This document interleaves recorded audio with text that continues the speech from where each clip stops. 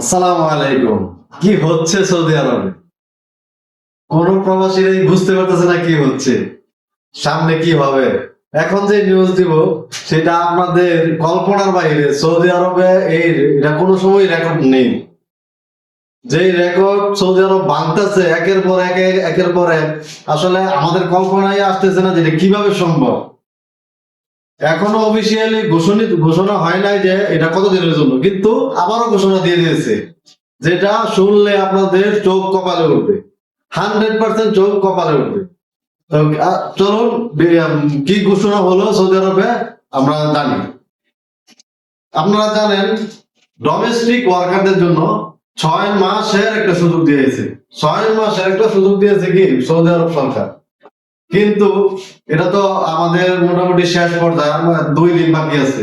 এই মুহূর্তে আবারও খবর হলো, নিউজ চলে আসলো, আবারও ডোমেস্টিক ওয়ার্কারদের জন্য সময় বাড়িয়ে দিয়েছে সরকার।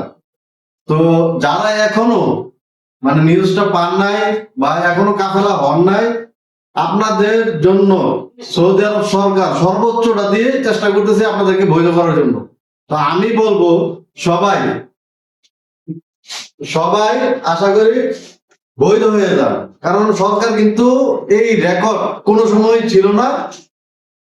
যেমন আমের আইডি ভিসা যারা তাদের ছিল, তাদেরকে একে একে 3 বছরে 3বার সুযোগ দেওয়া হয়েছে।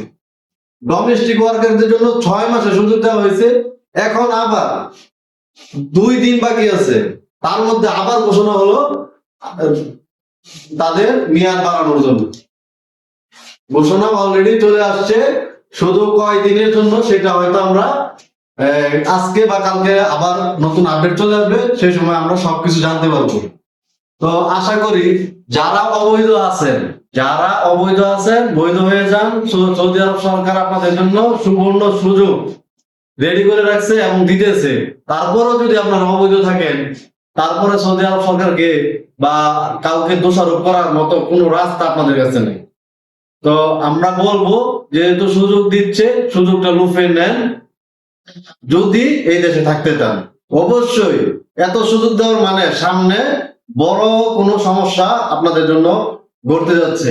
অতএব এই সুযোগের মধ্যে কাফেলা হয়ে যান। সবাই ভালো থাকবেন। নিত্য নতুন ভিডিও পেতে, নিউজ পেতে আমাদের প্রবাস বাংলা ট্রাভেলস এবং প্রবাস টিভি ইউটিউব চ্যানেলের সাথে থাকবেন। সবাই ভালো থাকবেন, সুস্থ থাকবেন। আসসালামু আলাইকুম।